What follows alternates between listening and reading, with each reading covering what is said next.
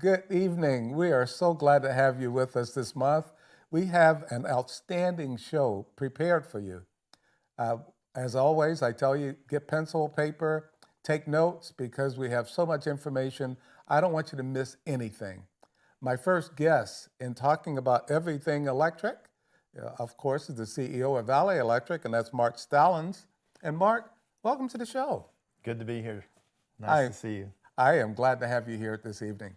Now, one of the things that I know everybody is interested in is what is Valley Electric? What is it all about?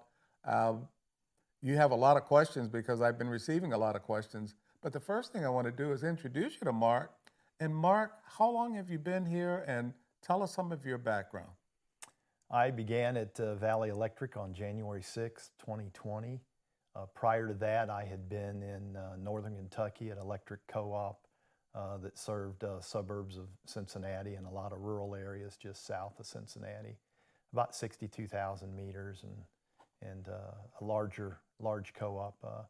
We didn't have our own power supply or transmission at Owen Electric, and when I came to Valley, obviously we have transmission, we have our substations, and then we have the distribution system as well.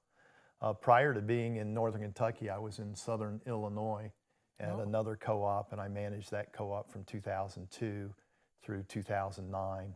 I was in Northern Kentucky from 2009 through 2019, and at co-ops from 91 to 2002 in Illinois and Michigan. My wife's from Michigan, so I landed up there for about 8 years at an electric co-op. And then prior to that, I was with Standard Oil of Ohio. I did a lot of project and design work and construction work with Standard Oil all over the eastern U.S. So a very good background to bring to Valley Electric. And so you've been the CEO for the time that you've mentioned. And I know quite a few people have sent me quite a few questions. And I know you're going to be covering that this evening. And he's going to answer all of your questions. All the questions that you sent in to me, he's already prepared to answer. But you mentioned co-op a couple times.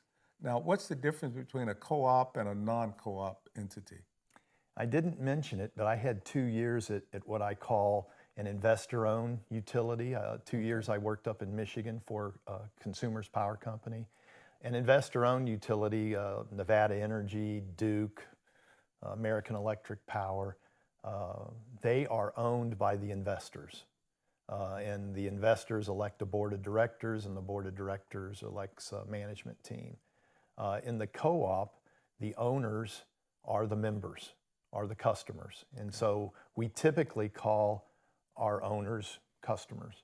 Okay. And we divide the co-op up into districts, and we have 7 districts at Valley Electric. And each of those districts elect a director. And that director represents the members and their interests on the board of directors. The board of directors hires me, and I then in turn manage the day-to-day, and the board of directors develop policy, they develop the budget and approve the budget, and the major goals and the strategy and the direction of the co-op come from the board of directors. The day-to-day operations and the day-to-day detail is managed by the general manager or the CEO. There are 900 co-ops nationwide, and we range from 2,000 meters all the way up to 300,000 meters. Valley Electric is what I would say a mid-sized co-op at 25,000 meters. But what makes Valley Electric different is that we are not a member of a generation transmission co-op, meaning we buy our own power supply. The other thing that makes us different is we own transmission and substations. Now, Valley sold their 230 kV transmission to Grid Alliance back in 2017, but we own the 138, we own all the substations. And even though we sold the 230, it was mostly a balance sheet transaction. We operate, maintain, and system control that 230 kV. So we still, on a day-to-day basis, we operate like we always used to. Okay. But the balance sheet doesn't have the ownership of that line on it. So And I know some people are very interested in that part as well. But I want to say, I know we have some people that are watching that are under Valley Electric, and most of the people that are watching probably are under Valley Electric, but there are some that are under NV Energy. And what is the difference, or what are some of the comparisons? NV Energy is millions of meters in the big city with a large density. Valley Electric, in Pahrump, we have good density, similar. It's not really, well, somewhat similar to Las Vegas, but not quite. I mean, when you look at Las Vegas, houses are 10, 15 feet apart. Right. When you look at Pahrump, houses are 100 feet, 200 feet apart, or maybe a half mile apart. But if you get up in Fish Lake or in Beatty or Amargosa or Sandy Valley, houses could be a half mile, 2 miles. In Fish Lake, at 3 miles apart, 4 miles, 5 miles apart. So we have some very, very rural areas, and then Pahrump is obviously a very dense population, but nowhere near similar to Nevada Power or Nevada Energy. The other thing that makes us different is really the governance structure. Okay. My board of directors set the policy, set the direction, approve the budget, approve the debt, approve the strategy. And that strategy gives me the direction on where to go. And they're elected by the members. And as Valley Electric members know, the board changes. I've got, I think, 3 new directors since I've been here in 3 years. I have a total of 7 directors, and they are my bosses, and they represent the members' interest. The other difference is if a member calls with a question and they want to meet with me, I meet with them and talk to them. And so Open door policy, I like that. yeah, open door policy. It's not all of our information is available. I mean, we're not going to turn over every paycheck we write or every bill we pay, but our audits are posted on our website. Our financials are posted on the website. Our agenda to the board meeting is posted on the website. So there's a lot more open, available data. Our strategy's on the website. We just finished the audit. What is the website? The website is, I usually just Google VE, Valley Electric, typically is what I do. And I make sure I'm on, I think it's vea.coop, C-O-O-P. Okay. But our website really has all of the information that the members would want to know about. We've got a section on the PCA. We will post this interview on our website. Okay. I've done other interviews, and we post those on the website as well. Very good. Okay. And so anything that's going to be a major change, it's always on the website. We're changing our billing right now. That's all on the website. And we talk billing about is it. something I know everybody is interested in. I'm sure they are. Yeah. Before we get into that, something you said earlier about the directors, and you have so many districts and you have so many directors. And if people have questions, if people are concerned about things, they should be talking to their directors. And I'm going to ask how many people out there know who their director is. And if they don't know, they can go to the website and find out, correct? Correct. Rural Light, our monthly magazine. Absolutely. That's another great source to find out what's going on. We had a whole article on the power cost adjuster. We had a whole article on the rate change in January. We had a whole article on the billing changes. We're going through a lot of change, and we are upgrading all of our software. We're upgrading all of our processes and work processes, mainly because we have to get more efficient and more productive at what we do on a daily basis. And we're paying attention to the day-to-day details that in the past weren't quite paid attention to as much as I like to pay attention to them. You know, you mentioned something else too. The things that you're putting out in the magazine, the Rural Light, the things that are on your website, the questions that I've received, because I've asked a lot of people, look, I'm going to have the CEO on my show, and what would you like me to ask him? And the questions that they are asking are all covered in the magazine or on the website. So why aren't they looking at the magazine and the website? Yeah, I mean, that's, for For those of us that have been in the co-op business for years, we ask that question, but in reality, people live their lives and their lives are busy Okay. and they don't always look. I don't know why, but that I have to accept that reality. We try to reach out to a lot of different marketing channels, and I know you'll understand marketing channels. We put a full page ad in the Pahrump Valley Times. Yes. Now we put a full page ad because you can't change an ad. When I give a full page ad, that's the message. Now that full page ad is on our website. Yes. It's also in Rural Light, the monthly magazine. Yes, it is. And so the other thing we do, and I think it's different from an investor-owned utility, and you had asked that question, so I'm going to kind of circle back to that. The other thing we do is we have district meetings. And at those district meetings, the slide decks that are on the website, the data that was in the Pahrump Valley Times, the data that we put on our Facebook page, that was all covered in a slide deck in our district meetings. Okay. Now we'll have 20 to 30 people attend a district meeting. We don't have hundreds. But we reach that audience. And typically at the end, and it was about a two-hour Q&A discussion with a slide deck. At the end of that Q&A, people understood and they got it. And like me, they don't like their bill going up, right? But they understood why. Okay. And so my goal was really to help people understand why.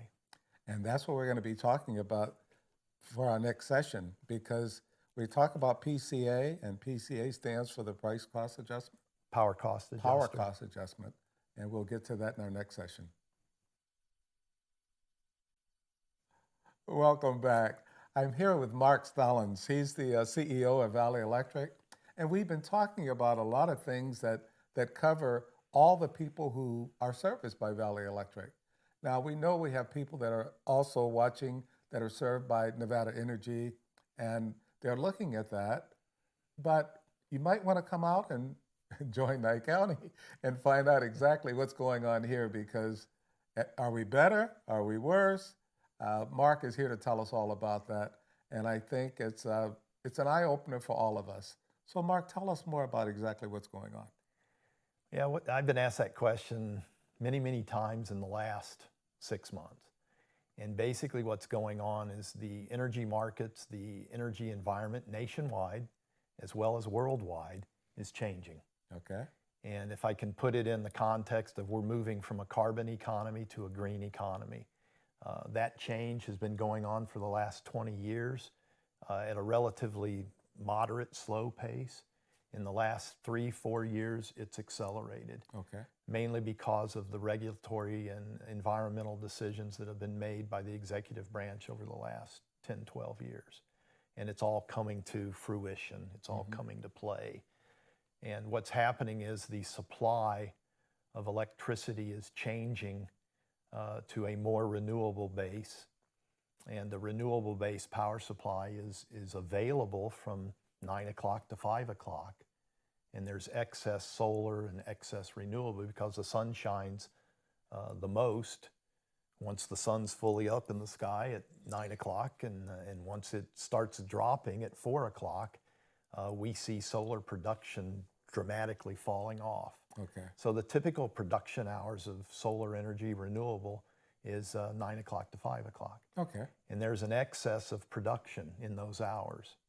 And it's driven the price extremely low in those hours. And it's replaced coal-fired plants, some natural gas. So what's happened is when you get outside of those solar hours that energy's produced, there's not as much generating capacity available. So there's less capacity from 5 o'clock to 10 o'clock. There's less capacity from 5 in the morning to 9 in the morning. There's more supply than we need in the middle of the day. So the price point of power supply has become extremely volatile. In the early morning hours and in the evening hours from 5 to 10, the price can easily be above $100 a megawatt hour. Wow, okay. It could, and that's 10 cents a kilowatt hour. In the month of December 2022, the price hit, on average, 25 cents a kilowatt hour, every hour of the month of December. Our energy price at that time was roughly 12 cents. Nevada Energy's energy rate was somewhere in the similar range, Okay. a little bit less than us at that time. But we were both losing, and I shouldn't speak for Nevada Energy, but I suspect they were seeing the same thing we are. Okay.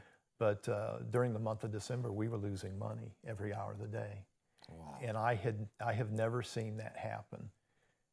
In the summer months, the price will spike. When it's 115 degrees in southern Nevada, their supply of energy is tight, extremely tight. And the price goes sky high. Okay. And so we have seen that. That began on August 14th, 2020. And prior to that, prices were stable, pretty low, pretty reasonable. Valley had no rate pressure. Every year since then, our power supply prices have gone up double digits. And we've been holding back rates as long as we can. And we've been cutting cost as much as we can. In fact, we've reduced our costs from 2017 by $8.5 million. $4.5 million on the day-to-day operating costs and $4 million on the depreciation and interest. But we've cut everything we can cut. There's nothing left to cut. So you're doing that to help your customers, which is also, because it's a co-op, you're talking about the owners. Yes. So yeah. So you're doing everything you can to help us. But what about those people like me who are on a fixed income and maybe we're having difficulty? I know you have programs within Valley Electric to help those people. What are those? Yeah, the biggest program we work with, we just partnered with NODA, Nevada Outreach. Okay. And that was a wonderful partnership. And the reason we did that is because NODA deals with more than just electrical bills. They deal with everything that affects a household in terms of finances, in terms of struggles. And they have resources outside of what Valley can do. They were just awarded a large grant. And so we partnered with NODA, and they manage our assistance program. In 2022, Valley Electric, through NODA, we provided over $770,000 of assistance. Excellent. To our members. It's not enough, but it's $770,000. But that partnership with NODA has been a really nice partnership. The other thing we're doing, and we've been promoting this, and I wish we had more people sign up for it. In the last month, 50 people have signed up for it. Okay. Prior to that, we had 200 people. Now it's roughly 250. And what I'm talking about is the ACP. It's for broadband. And if I'm struggling to remember what ACP stands for, so I'm going to do a little cheat sheet here. Okay, go right and ahead. Look at my slide, Affordable Connectivity Program. Okay. So what that is that's a government grant program that you can go online and sign up for. And it's income-based, so you have to fill out, and there's all this different criteria. And so you may meet the economic criteria. And as a senior, you don't have kids, so you're not going to qualify because you have a kid in school, unless you've got a grandson or a granddaughter with you who's in school, and then you may qualify. But most people are going to qualify through the income basis. Okay. And so members can get on the website, and we've been putting this in our monthly magazine, The Rural Light. It's on our website, and we help people walk through that. But that's a $30 credit every month. You can't beat that. Yeah, and so you sign up for it, you get approved. We're telling our employees about it because a lot of our employees have kids in the school system. Okay. And so why not take advantage of it? So in times where your power bill's going up, in times, this is a good time to, hey, do you qualify for the ACP? And if you do, take advantage of it. Okay. So with that, in doing all the things you can to help and assist the customers, I like that. I like the idea that you're doing that and you're working with Nevada Outreach that helps so many people in our community. So what about budget billing? And you just talked about the assistance program. Yeah, the budget billing, it's another program that's really underutilized. But what that would do is, for example, if your highest bill's 400 and your lowest bill's 100, maybe your average bill would come out to be 200 or 210. And so you would be paying $210 every month instead of seeing a $100 bill in April and a $400 bill Gotcha. in August. So it's pretty stabilized. It that would way. stabilize the bill. Okay. The other thing I like about it is that it's a rolling 12 average. So the other thing it does is it dampens any rate change, because what it's going to do is it's going to look back over the last 12 months and calculate the average of those 12 months. Next month, it's going to look over the average of the past 12 months and average that, and that'll be your bill. Okay. So it's a rolling 12-month average. And so what you've done is, instead of having a rate increase in 1 month hit you, it's going to be rolled in over a 12-month average. I like that. And that's a pretty clever move. I haven't done that on my billing. I'm sitting here going, Mark, you really ought to apply for the budget billing, And I was because it thinking makes a lot of exactly sense. the same thing. Yeah, yeah. And most people don't know about it. And it's kind of one of the amazing things is, even that we've got these programs, we put them in Rural Light, we have them on our webpage, but people have busy lives. We're busy, and so the more I can get the word out, hopefully the more people will sign up for it. That's what we want to do. Now, another thing that people have come to me and asked about is, years ago, and I arrived here in '08, and we were receiving credit at the end of each year. Tell me about that credit. Where has it gone? What is it doing? Is it still there? Yeah, well, I think what you're talking about is a capital credit. Every year we take what our margins, which would be the difference between our revenue and our expenses, Okay. and we allocate those margins to every member based upon their energy or kilowatt hour usage. Okay. So a big user will get allocated more than a small user. Right. But those are allocated. The board then, at the end of the year, usually in November, October, November, makes a decision. They look at the financials and they make a decision about paying out capital credits. So in your account, you have X dollars that have been credited to your account over the last, and if you've been here 30 years, it'd be over the last 30 years. If you've been here 10, it'd be over the last 10 years. Okay. And so you have banked X amount of capital credits. So the board then looks at what our cash position is, what our financial position is, and they determine, can we reasonably pay out capital credits? In 2022, the board decided to pay out capital credits for the prior year, and it was at the tune of $1 million of capital credits. It's actually 21. We paid it in 22. Okay. We paid them in March of 22, somewhere February, March, but it was based upon 2021. And so we paid out $1 million. Most people don't recognize it or see it, okay? You take $1 million and you spread it over 25,000 meters, and Yes. I don't know what that average is. We'll say it's $40, but some people will get 15 based on their usage. Some will get 40. Some may get 100. The ones who get 100 probably remember it. The ones that get 15 or 20, it may get buried in the bill and they don't even recognize it. Yes.